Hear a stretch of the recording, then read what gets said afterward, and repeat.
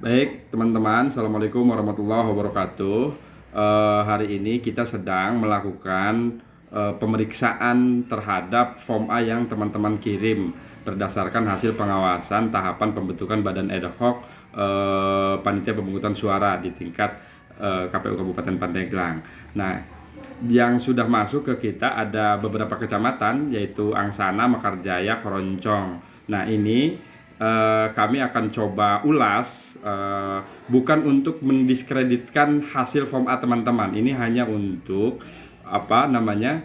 pembelajaran begitu ya, pembelajaran agar hari-hari ke depan teman-teman dalam menuangkan hasil pengawasan ke dalam form A ini lebih baik begitu ya.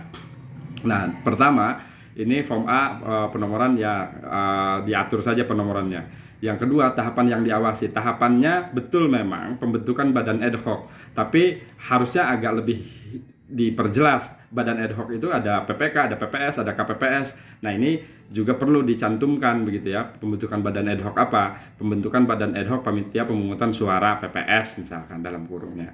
Nah, nama pelaksana tugas Ahmad Gunaidi, jabatannya sebagai divisi HP2H, terus kemudian nomor surat perintah tugas, clear. Nah, kegiatan bentuk langsung pengawasannya. Tujuan melakukan identifikasi proses pembentukan. Nah, ini rasa-rasanya kalimat identifikasi ini perlu perbaikan. Tujuan Anda melakukan pengawasan badan ad hoc itu kan untuk memastikan tahapan tersebut berjalan sesuai ketentuan peraturan perundang-undangan. Nah, maka tujuannya adalah melakukan pengawasan terhadap proses seleksi pembentukan badan ad hoc PPS misalkan,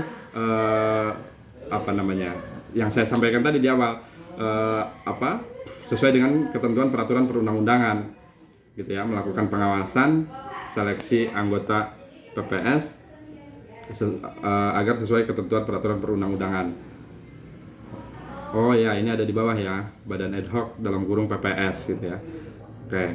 Nah, selanjutnya sasaran panitia pembentukan PPS. Sasarannya panitia pembentukan PPS ini sebetulnya nggak keliru juga, tapi paling nggak bisa lebih diperjelas begitu ya. Misalkan sasarannya KPU Kabupaten Pandeglang sebagai penanggung jawab pembentukan gitu, walaupun memang ada Pokja pembentukannya, tapi karena kemudian yang dilakukan adalah yang melakukan wawancara itu adalah KPU Kabupaten Pandeglang, nggak apa-apa. KPU Kabupaten Pandeglang atau juga panitia pembentukan badan ad hoc KPU Kabupaten Pandeglang misalkan, lebih dilengkapi. Bukan berarti ini salah, tapi perlu perbaikan.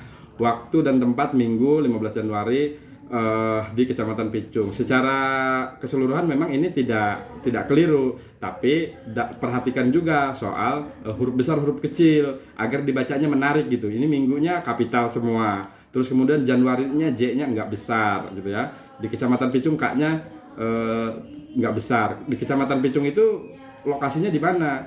Nah, apakah di kantor kecamatan atau di wilayah Kecamatan Picung atau di apa gitu, agar lebih diperjelas tempatnya.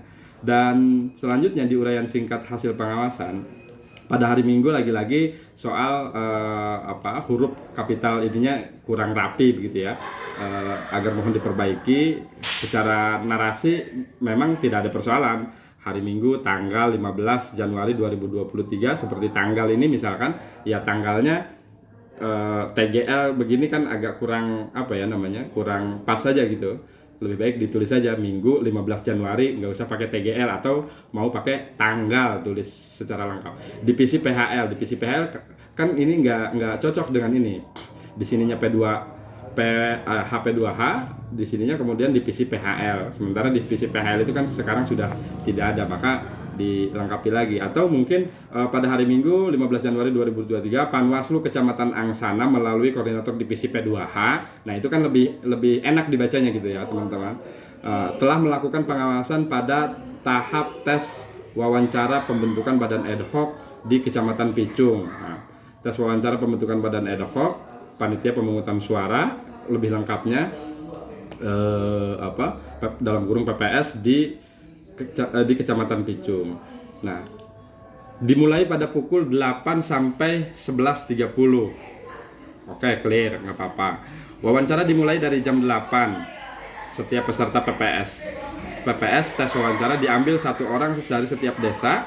Sesi pertama 9 orang peserta dari tiap desa, dari tiap-tiap desa. Adapun tim dari KPU terbagi menjadi ini. Nah, ada informasi yang kurang yang ingin saya tahu. Sebetulnya berapa desa yang ada di Kecamatan Angsana? Nah, di sini kan tidak diterangkan ya, ada berapa desa. Akan lebih baik teman-teman menceritakan juga sebetulnya desa di Kecamatan Angsana ada berapa.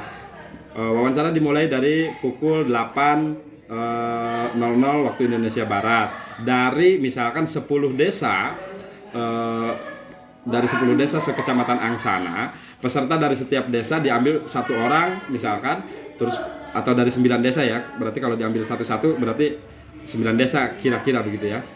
Diambil satu orang teknisnya, menceritakan teknis. Nah, desanya desa apa saja begitu. Betul apa Pak? Oh, cukup dulu sebentar. Nanti kita lanjut.